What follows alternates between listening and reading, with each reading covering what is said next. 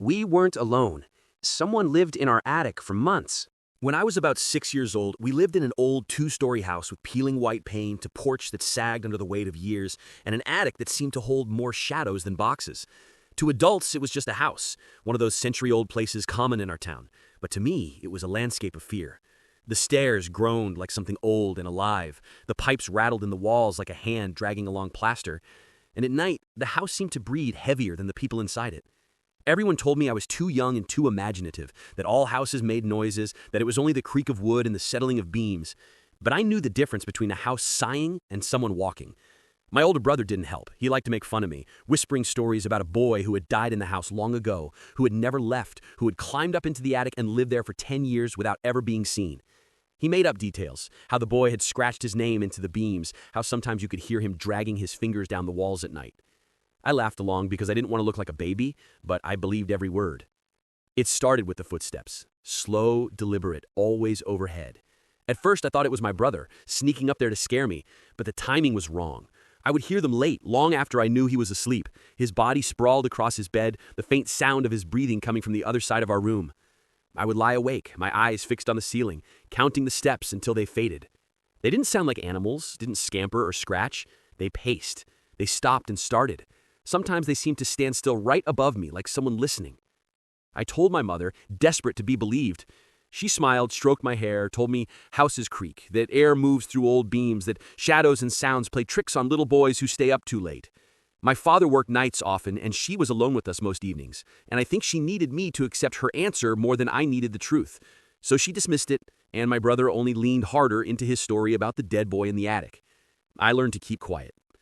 But that didn't make the sound stop. The nights became longer. I would lie in bed staring at the ceiling or into the hallway, which stretched like a tunnel into darkness. We slept with our doors cracked so our mother could hear us, but that only made it worse. From my bed, I could see out into the hall, could watch the strip of shadow that began just beyond the light of our room. That was where I saw it. One night when the house had gone still except for the ticking of the kitchen clock and the distant hum of the refrigerator, something moved through that shadow. A figure. Taller than my mother, too wide in the shoulders to be my brother, and too solid to be a trick of light. It moved slowly, deliberately, like it knew exactly where it was going. I froze, my chest locked, my eyes wide open but unwilling to blink. The figure passed my door, silent except for the faint creak of floorboards. It didn't look in at me. It didn't falter.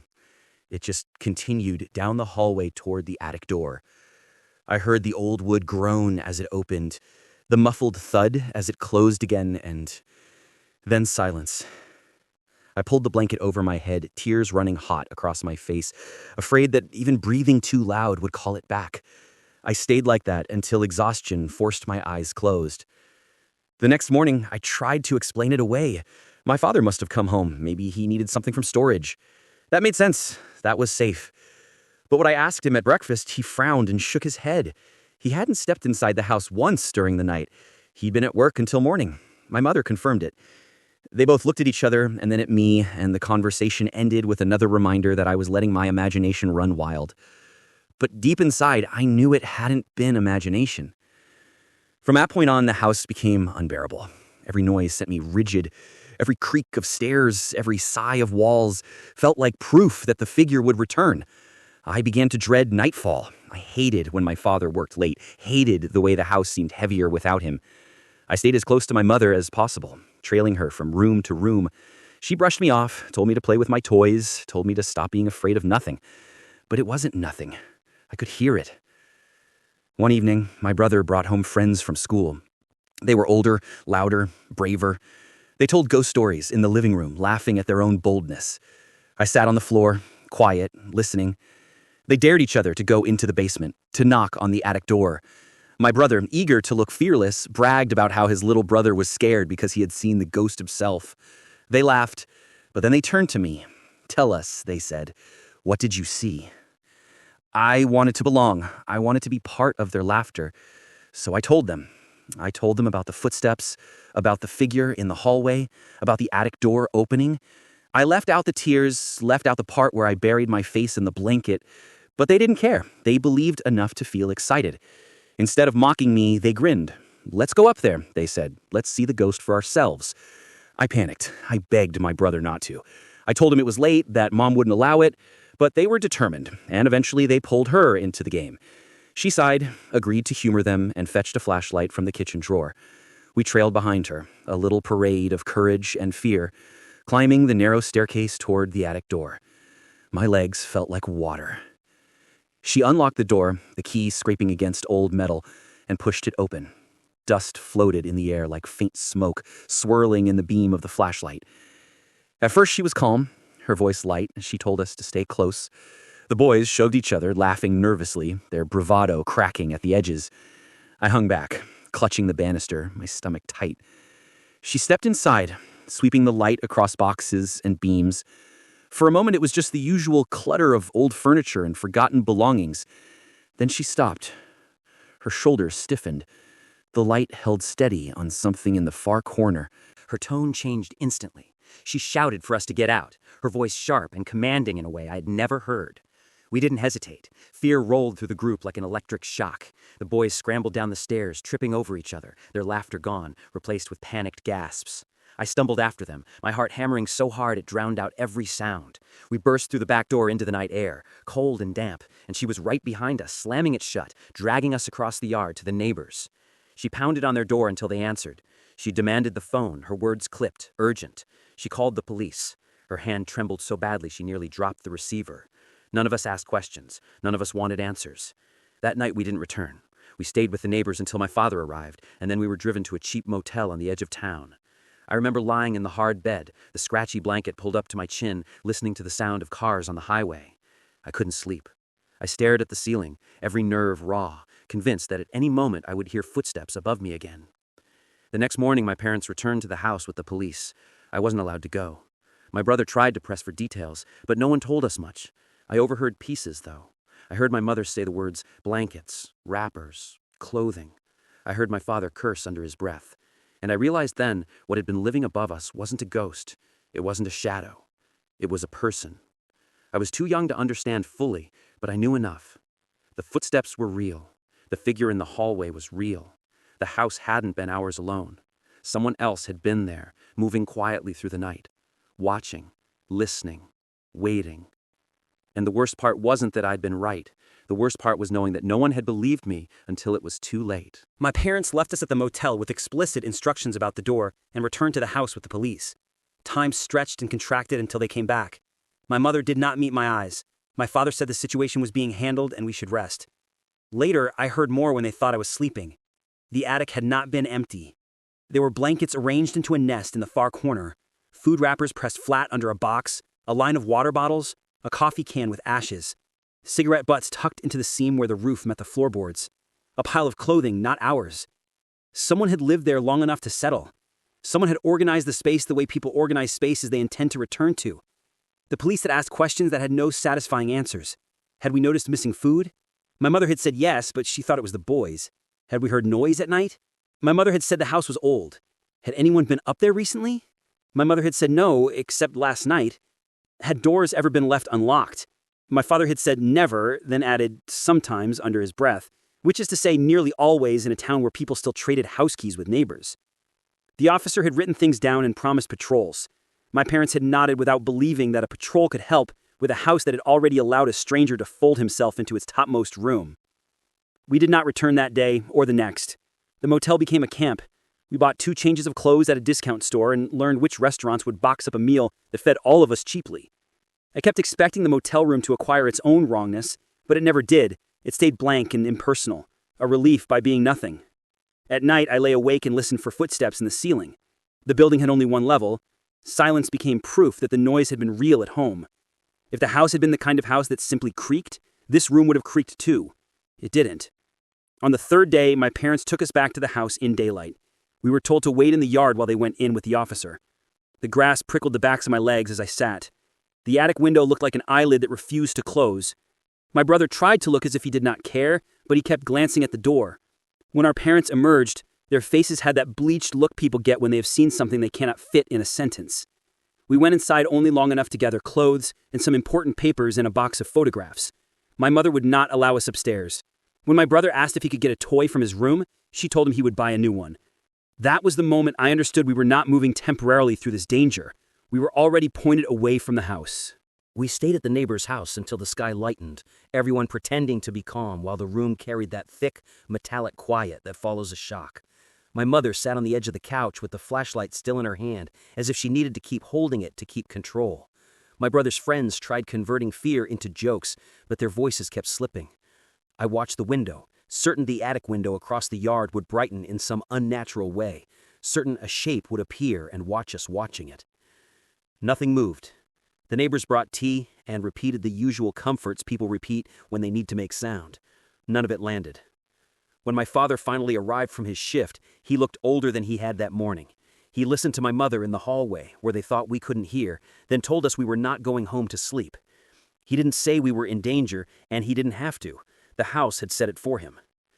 The motel by the highway sat behind a gas station with a flickering sign. Everything smelled faintly of smoke and lemon cleaner.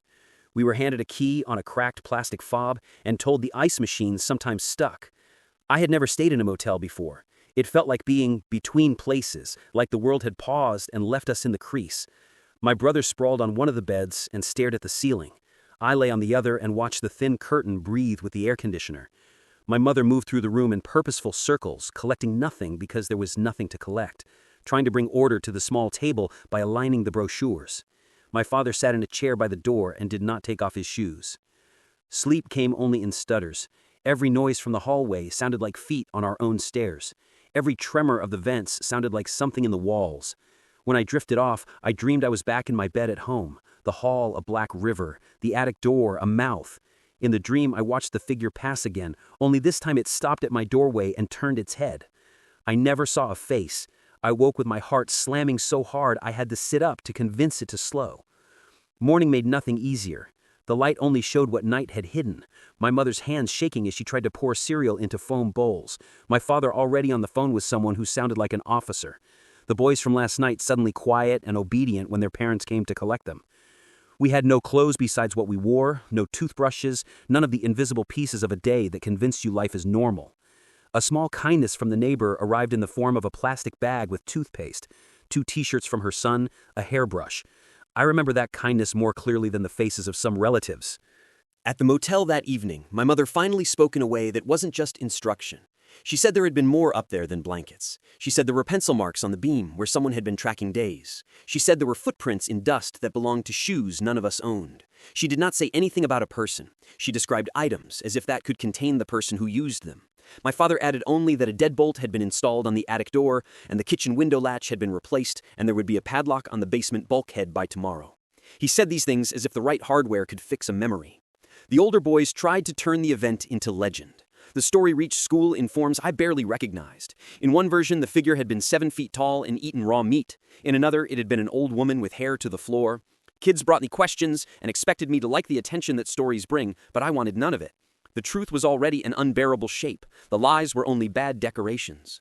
My brother stopped telling the attic ghost joke. He stopped teasing me at night. He slept with his hands folded under his neck, like someone practicing staying calm.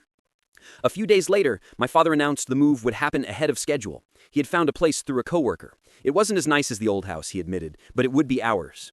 He said ours in a way that made me think of locks. The packing was hasty, daytime only, with the neighbors watching from their porches and avoiding the subject that everyone shared. We left furniture behind because it was cheaper to leave than to haul. The attic remained closed. The police had suggested sealing it and hiring someone to clean. My parents hired no one. They locked the door, screwed a bracket across it, and left the key with the landlord. The drive out of town felt like a breath after being held underwater.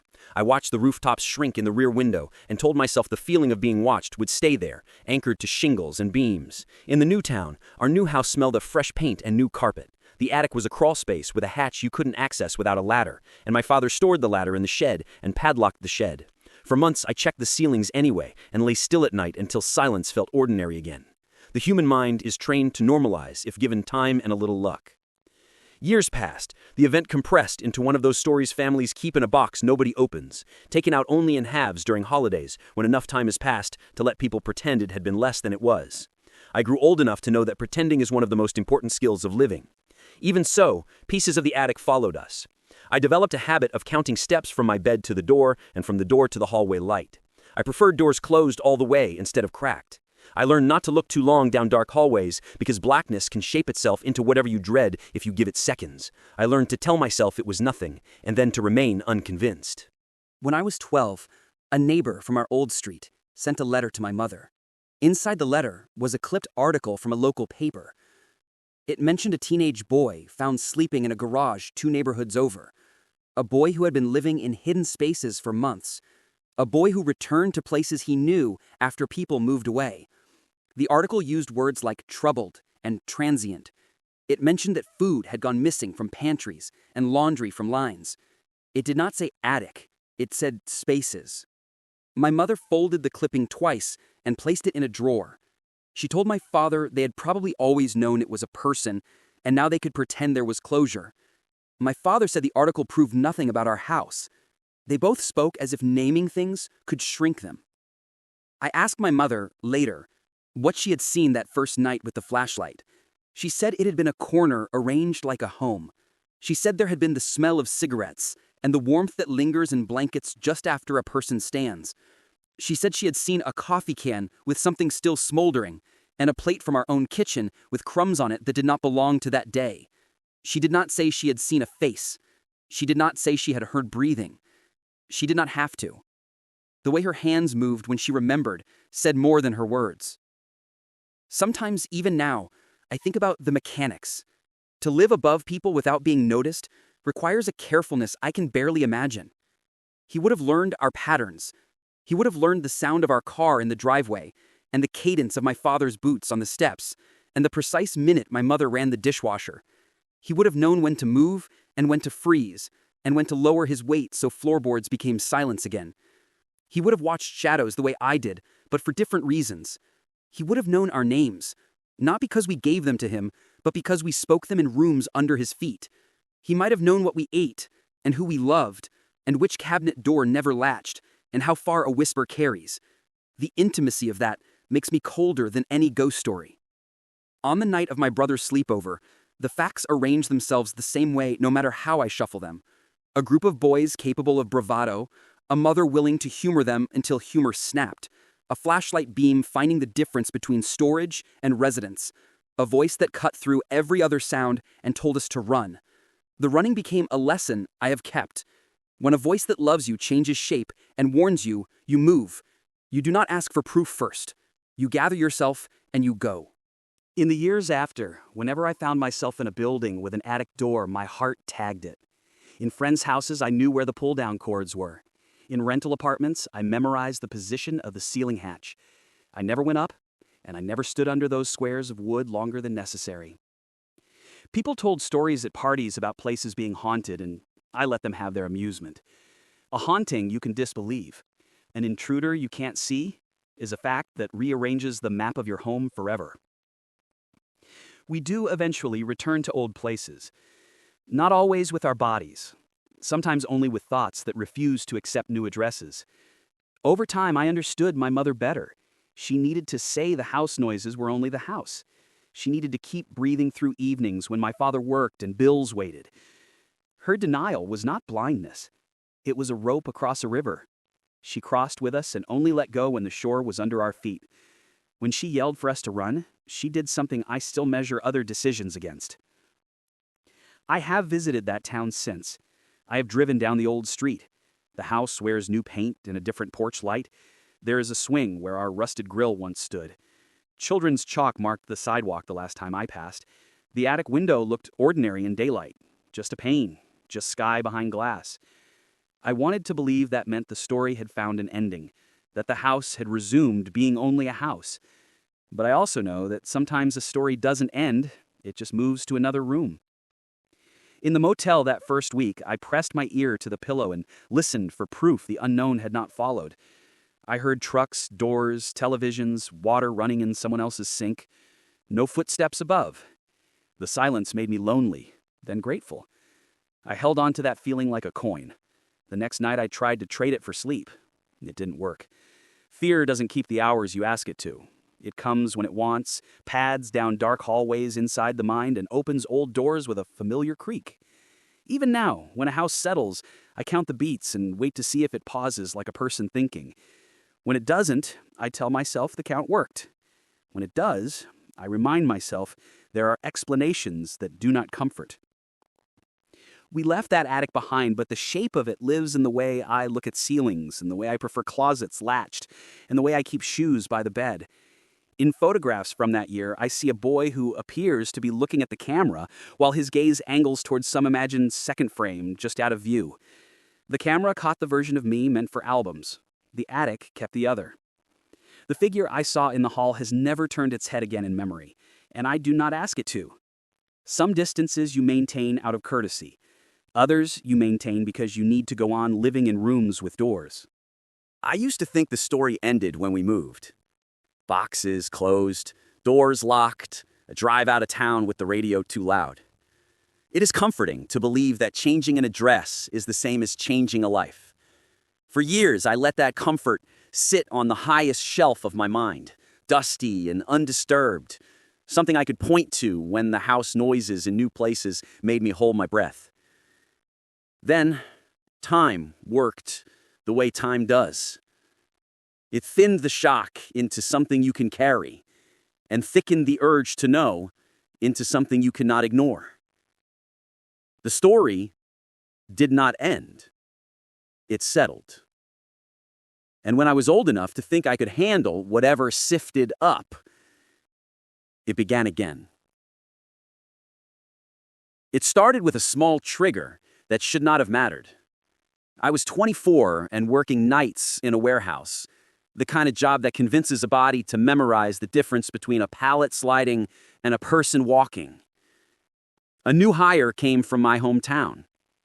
The way people talk shifts when they share geography, and he asked where on the old grid my family had lived. I told him. He said he remembered that house, the one with the boarded attic after the incident. He called it an incident with that casual tone people use for something they prefer not to describe. He said everyone had stories, and none of them lined up. I heard my own voice ask what people were saying now. He shrugged and claimed nothing specific, only that the police had never been able to prove who it was. He said, "You do not catch someone like that unless they want to be caught." That sentence followed me home through a dawn that felt too bright. Curiosity often masquerades as necessity years later.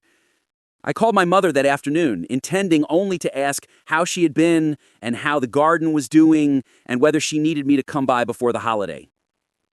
The conversation held as much ordinary as either of us could pour into it, but it landed on the same shelf as always. She told me she had finally thrown away the newspaper clipping from years ago. She paused in that exact way a person pauses when they still have the clipping. I asked what she had really seen in the attic, not from the eyes of a child, but from the steadier head I thought I had grown. She said only that it had looked lived in. She did not want to say more. Parents keep locks on certain words long after a child has learned to drive. The world helped me regardless. That winter, a podcast devoted to small-town mysteries did an episode on intruders who nest in houses that are not theirs. They called it a phenomenon, which is a clean word when what you mean is people who learned that the spaces above ceilings and behind walls are unpoliced. The host mentioned my town without naming it and spoke of a string of reports about missing food, moved items, water running in basements no one had entered. The episode told stories that belonged to other places and put them in a row that looked too much like home.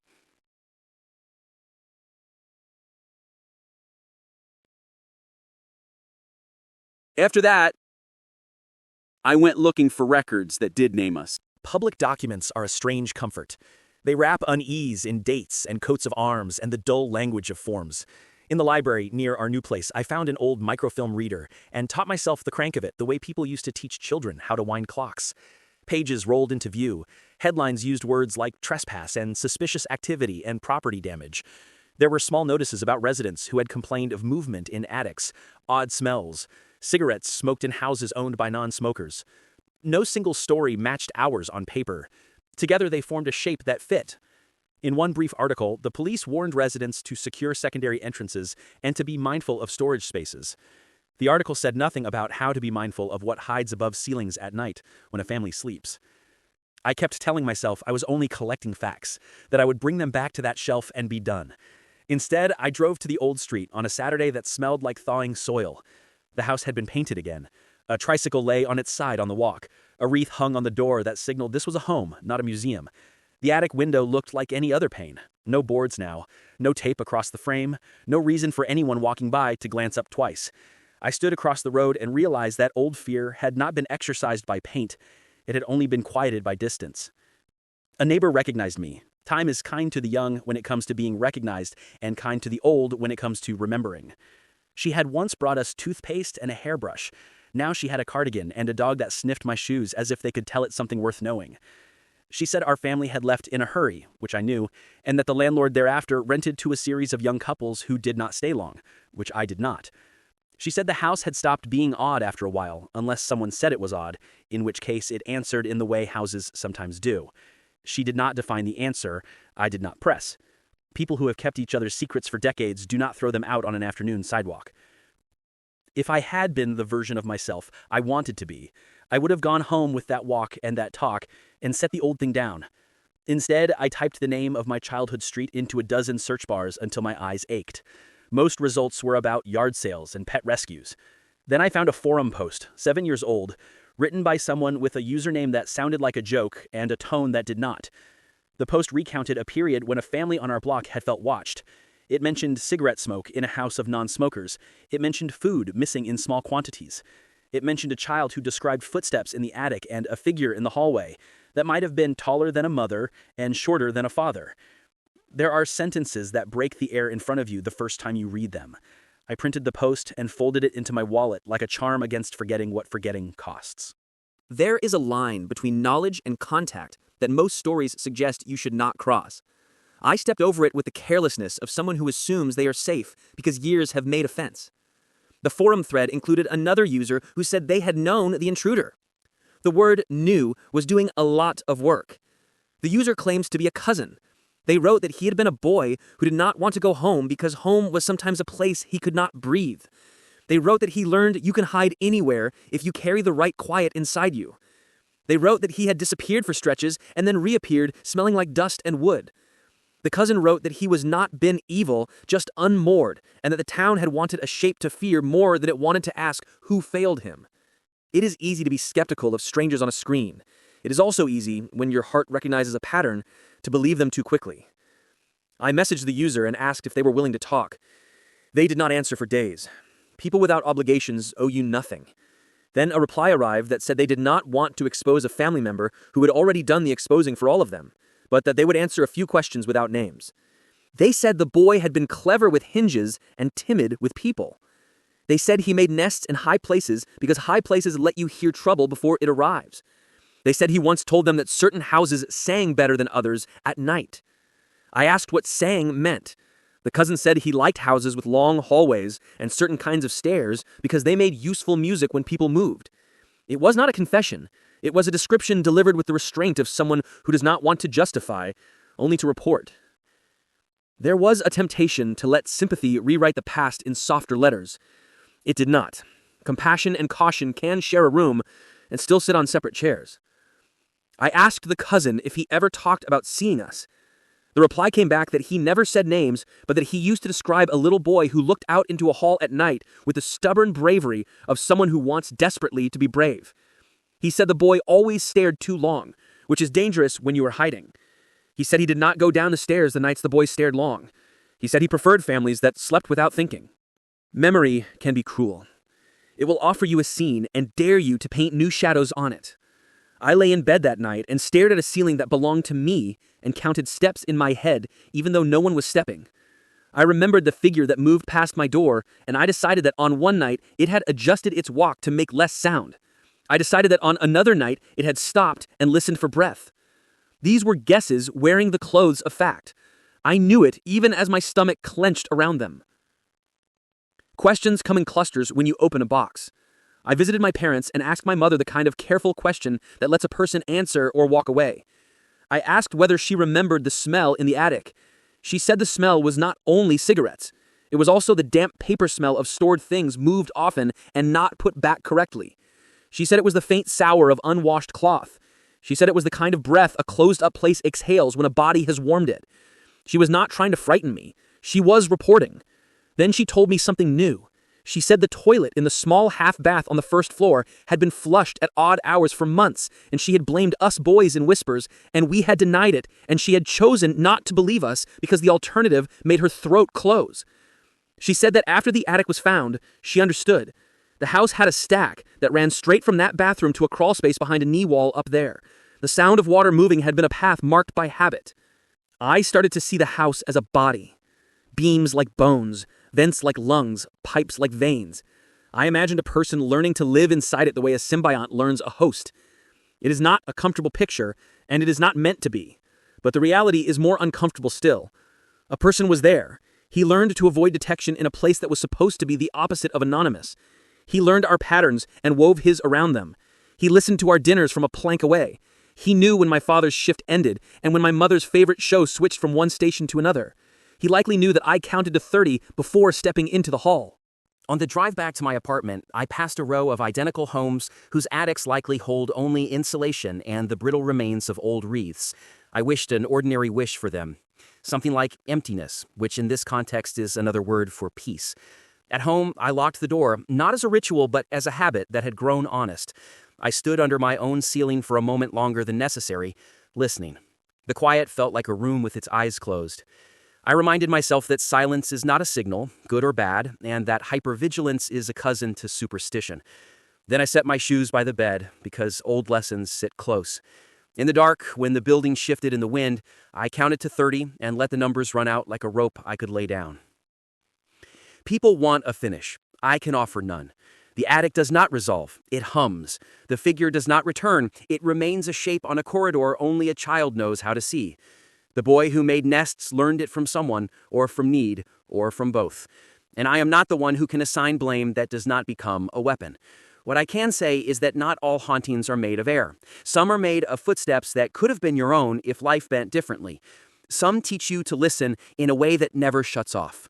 Some make you lock doors without looking back at them to be sure they clicked, because if you look back every time, you will never stop. I used to think safety meant the absence of threat, that once the intruder was gone, a house returned to pure geometry. Now I think safety is a practice like any other. It is checking the latch and believing your hand. It is telling children they can wake you, and then waking. It is keeping your listening tuned to the registers that matter without letting it drown out the music of other things. It is the acknowledgement that we live in close quarters with strangers, not only in cities but in the ways our lives touch without meeting. I will sleep tonight. I tell myself this with the calm of a person who has learned to bargain only with what exists in reach.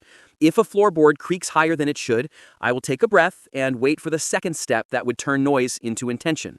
If it does not come, I will add the sound to the stack of benign mysteries that keep roofs honest. If it does, I will stand and move my body into the logic of light. That is not bravery and not fear. It is a memory of a night when a voice I trusted changed shape and said to run, and how running once was another name for living long enough to grow taller than a hallway, and to walk back toward it, not to prove anything, only to understand that some answers are a door you open only far enough to see that you were right to be afraid. I wanted to wall all this up with a conclusion. People like conclusions, and books like them more. Every impulse I had aimed me toward the question of what finally became of him. The cousin did not answer when I asked. The articles ran out. The neighbor with the dog had only speculation left, and that kind of speculation older people prefer. The kind that restores order with a tale that requires no intervention. He must have left town was one. He must have gone to a shelter was another. He must have found family one last time was a third. Each story folded responsibility into a narrative that asked nothing of those telling it. Each one made it possible to continue eating dinner under roofs without glancing up. I did a smaller thing instead of a larger one. I went to a hardware store and bought a package of chimes designed to sound when a door opens. I installed one on the hatch to the crawl space in my current apartment, even though it requires a stool to reach it. I told myself it was overly cautious, and that caution had become a habit not entirely mine. That night, I slept better than usual, which demonstrates the tenuous bargain a mind will make with the illusion of control. At work one morning, the new hire from my hometown told a story about spending a summer in a rental above a shop on Main Street. He laughed about how the building felt alive, how the floorboards told him when the bakery downstairs started kneading. People laughed with him. I listened without smiling. Buildings talk. Some are only chatty, others are bilingual. The trick is to know which you have and to know what you will do when you understand the second language. I have no advice besides remaining alert without devouring your life with alertness. That is not guidance. It is the line I try to walk. The figure in the hallway has not visited a grown-up corridor in years, but versions of it appear at the edges of other lives all the time. A friend told me she woke once to the smell of cologne in her living room and blamed a defective plug-in until she remembered she did not own any. A coworker quietly replaced his basement door after finding evidence that it had been opened from the inside on a day he was certain no one had been home. We shared these facts without the framing of ghosts.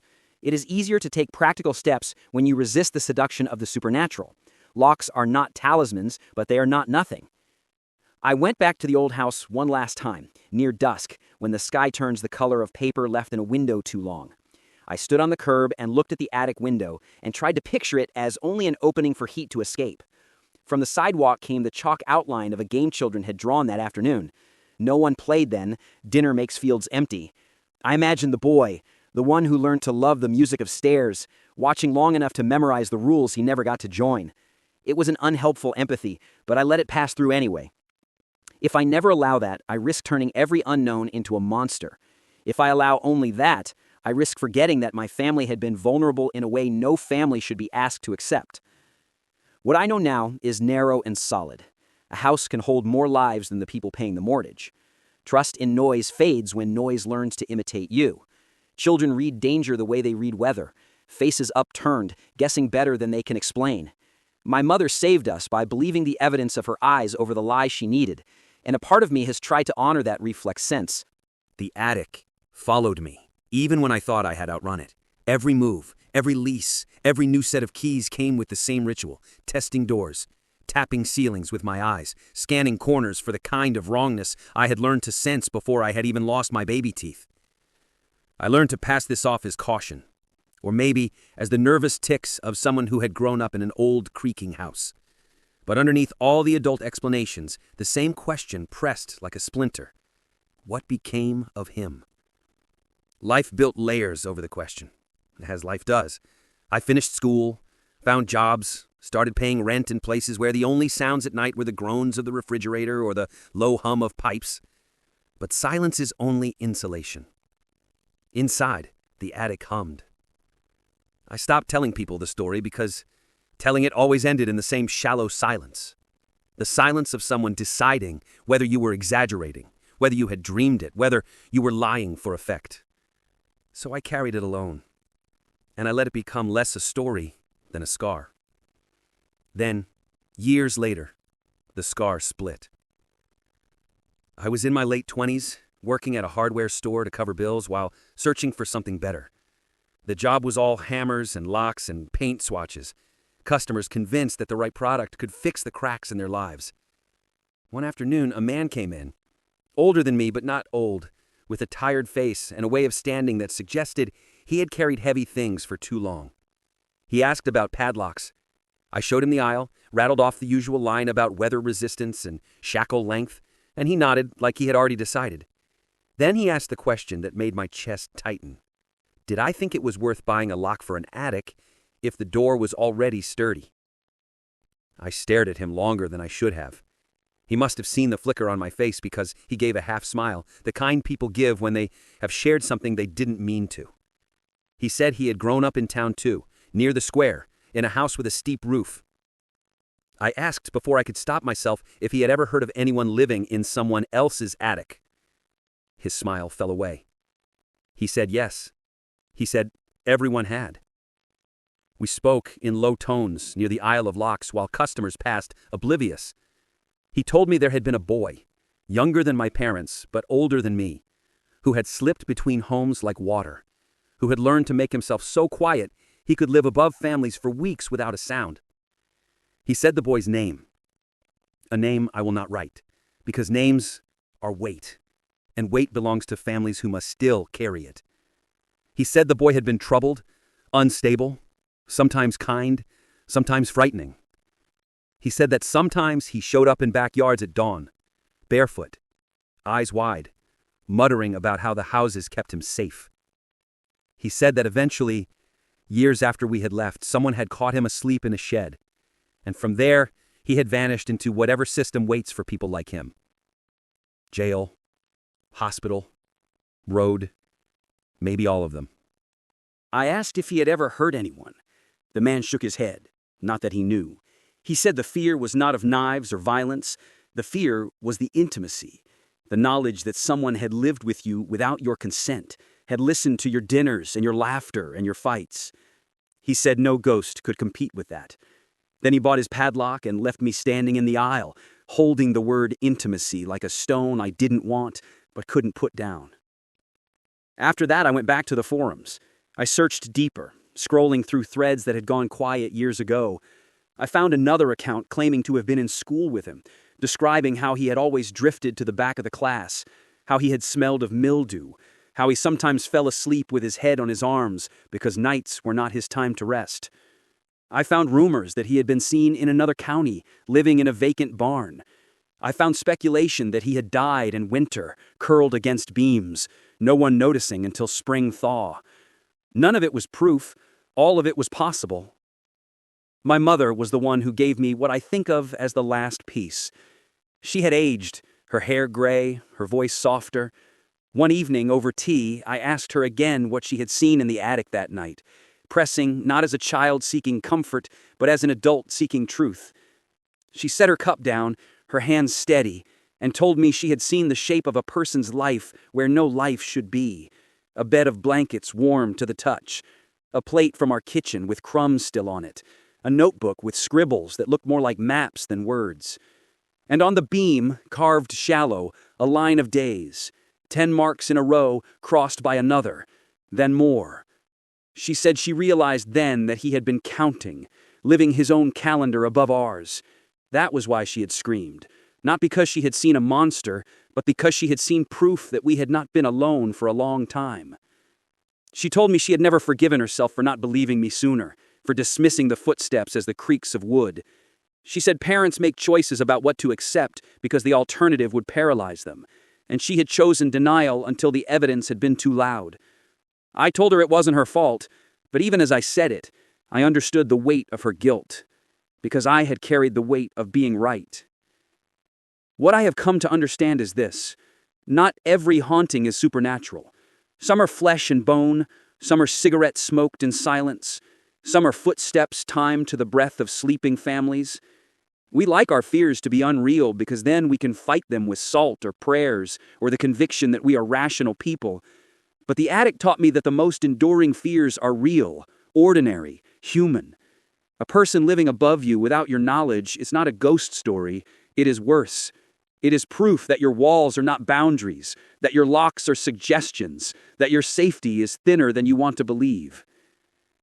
I still wake sometimes in the middle of the night and hold my breath, listening for the weight of footsteps overhead. I still avoid looking too long at dark hallways, because memory fills in what eyes cannot. I still keep shoes by the bed, still check locks twice, still glance up at ceilings as if they could open.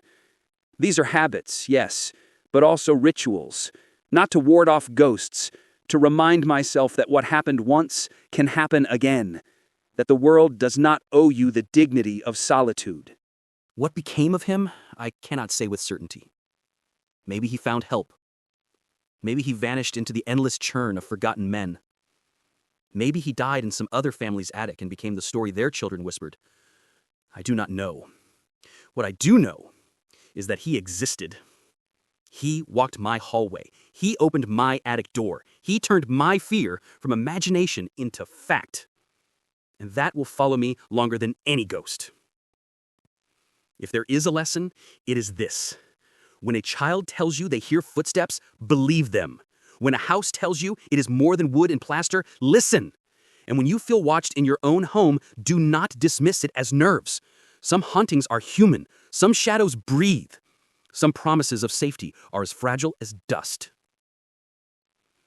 The figure I saw that night has never returned to me in person, but he lives in the way I move through rooms, the way I listen, the way I trust my instincts. He lives in the habit of never leaving closet doors open, in the way I count steps when crossing a hall in the dark. He lives in the realization that we are never as alone as we think. And maybe that is the real horror. Not that he was there, but that anyone could be. That the line between safety and intrusion is thinner than a plank of wood. That you may already be sharing your home with someone who knows it better than you do. That the figure in the hallway was not a ghost at all, but a boy who had learned to live in silence, a boy who looked enough like a shadow to convince even adults it was nothing. The attic was never empty. Neither is memory. And the sound of those footsteps will always be the truest story I have to tell.